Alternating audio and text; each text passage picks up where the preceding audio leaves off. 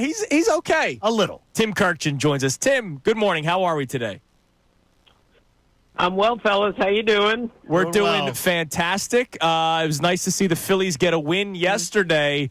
The way you've been following this Phillies team so far this season, have you been able to sort of get a feel on this team? Because they have a plus 500 record, but it also hasn't necessarily been smooth even in the wins. What have been some of the positives and, of course, negatives for the Phillies so far in your eyes? Well, this is a really good team. They just haven't played really well so far, and they're still 10-7, and they're right there. So you got to take that. I mean, the positive, of course, Jesus Luzardo has been tremendous. Imagine him being this good all year, and you put him with the rest of those guys.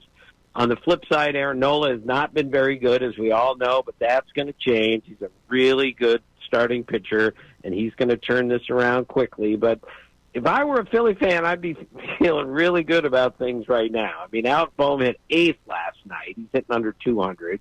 Trey Turner really hasn't gotten it going yet. Brandon Marsh is like 4 for 40. Those things are going to change, and this is going to be a really good offensive team very soon.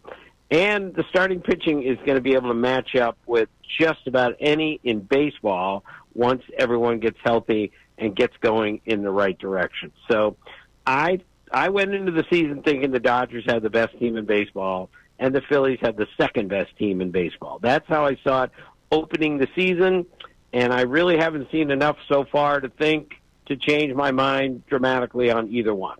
Tim, how much do you believe Rob Thompson really controls making out his lineup card? Because on Monday afternoon, he did a soliloquy on why Brandon Marsh needed 3 days off. He needed the mental clarity. He needed a reset. He needed to take the pressure off himself. And then the next day, he comes out and he's like, yeah, no, he's going back in the lineup today. Like, it seems as if almost somebody else is intervening over what the manager thinks might be best for the player.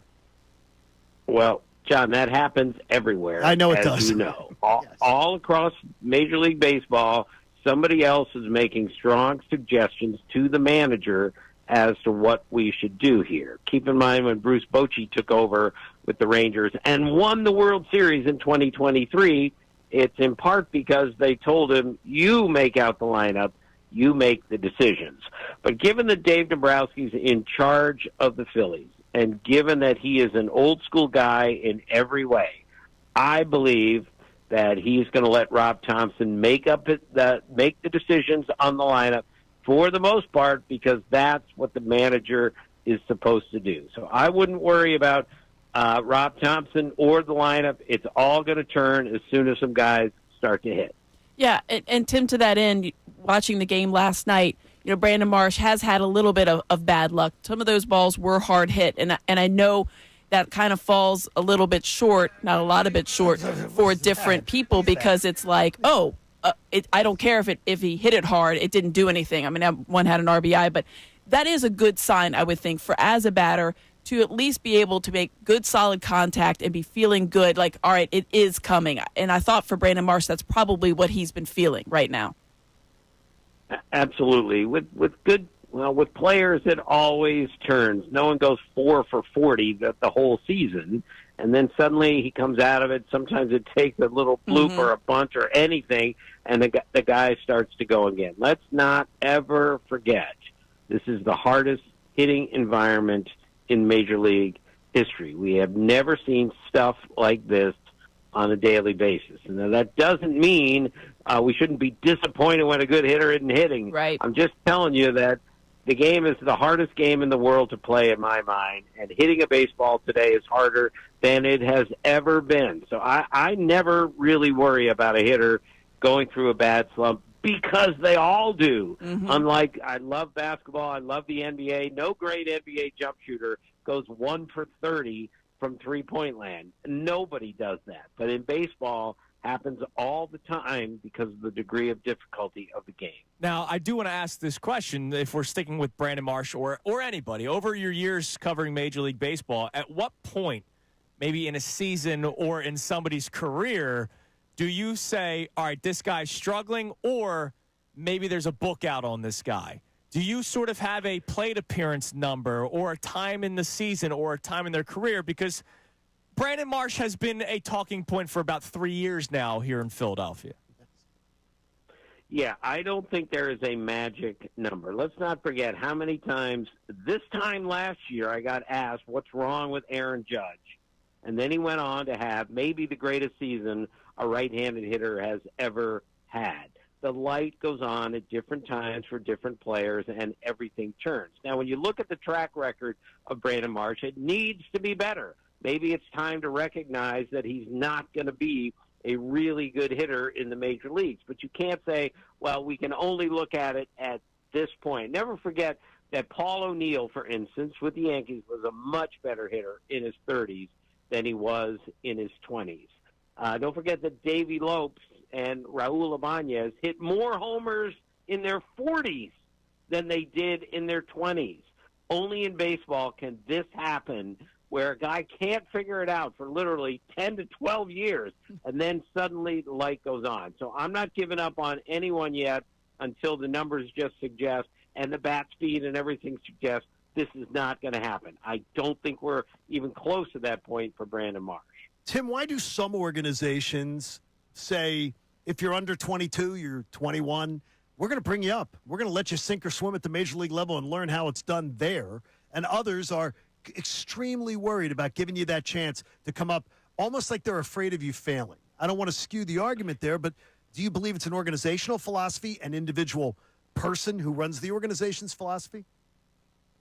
Yeah, I think it's an organizational. However, what we need to do is not just have a blanket organizational philosophy. We're not bringing guys up early, or we are. You have to look at the player. You have to get to know the player. And, John, this is what we've gotten away from. We've left out the human element of too many situations. We look at his numbers in the minor leagues and we say, he is ready. But you got to get to know the kid to know if he does go up there and fail for the first time in his life, how is that going to affect him? And then others have ordinary numbers in the minor leagues, but you know it's coming, and you know his personality is so strong that even if he does fail, he's only going to get better from that failure. That's why we need to pay more attention to who the actual person is, rather than throw a blanket over the entire organization and say, this is how we do things, no exception. I mean, they're clamoring for Justin Crawford. I don't think that. Oh, yes. You can't go anywhere when people are watching a game and they're seeing what's going on in the outfield, and they're thinking, here's a guy that has the pedigree. And I think, Tim, to your point, is a guy that is going to be able to mentally be so prepared, given his family history, about what he needs to do if he does struggle. But obviously, I think that he'll be up sooner rather than later, and then they go on to Aiden Miller as well. I do want to go back to Aaron Nola and Zach Wheeler a little bit, too. You have the ace in Wheeler and then the number 2 in Nola, and they've both looked a little bit, I don't know, shaky's too probably strong a word for Wheeler, but these are guys that I would think that you're not going to worry about. But now you're looking at Taijuan Walker in the back half of that rotation, probably going to go back down to the bullpen, Rangers coming up. How do you see this rotation shaking out? Well, they got 6 starting pitchers, and even if Taijuan Walker goes to the bullpen, they still have 5 high-end quality starting pitchers, and not too many teams have that. Look, Zach Wheeler's great. He's not good. He's great, and he's durable, and he's going to give him 230 innings again. Aaron Nola is a really good starting pitcher. This is going to change. Christopher Sanchez is ridiculously good when he is right. And then you add Luzardo into this mix, and you get Ranger Suarez back. This is the best part of the whole team when everybody is completely right. And to say it's better than this team offensively is really saying something. That's why you have to have great faith in the Phillies. This rotation is going to be good, and they're going to score runs, and that's a pretty good starting point. Tim, we know you love baseball so much so that not only do you join random local shows like us and you do your hits for ESPN, but you got the podcast as well. Is this a great game or what with your son, Jeff, and now 2 times a week? Tell us a little bit about the podcast. Well, now it's 3 times a week. As Whoa! The season is upon us, everyone. 3, yes. I'm telling you, don't overwork the son. No. You that's don't what you overwork do. him, Tim. Come on. That's what you do. Well, he's completely overworked because not only is he the co-host, he's the producer. Perfect. He's the director. He's the technical advisor. He's the marketing man. I heard it's All not stupid Pop-Pop does is provide content about baseball. But great But content. he's, Yeah, but I heard- learning about the media, though. You got to wear 85 hats. Yeah, but I heard Pop-Pop's taking like an 80-20 split, too. I mean, I'm just hearing No. rumors. All right, let me tell you about the split. It's 0-0. Okay, we've been at this for 2 years. Not the point. The There we point go. is today we have Jim Boeheim on our show. Is running right now. Is our Wednesday podcast interview. Jeff and I went to Syracuse and interviewed Jim Boeheim about baseball. Huge baseball fan. Obviously, huge basketball guy, Hall of Famer. Told us a couple Kobe Bryant stories that just made you tingle. He's a scratch golfer. He's a great tennis player. He's hilariously funny, and he can't palm a basketball, which just amazes me that a guy who's 6'4", played at a high level in college, can't palm a basketball. These are the little things that we learned about Jim Boeheim. He was hilarious. He was delightful. He was insightful. And the reason we're going 3 days a week is we didn't want to go 30 minutes and then pile a 45-minute interview after that. Most people aren't up for an hour and 15 minutes, so we decided to break it up. So Jim Boeheim's on today. Thank you so much for checking out our content on the 97.5 The Fanatic YouTube channel. Hope you enjoyed the video. And remember, you can always be checking the playlist. There may be something you missed from one of our shows during the day that you want to go back and check out. So every time you like a video, like it, subscribe to the channel, and you'll have that great content coming to you every single day. You're greatly appreciated.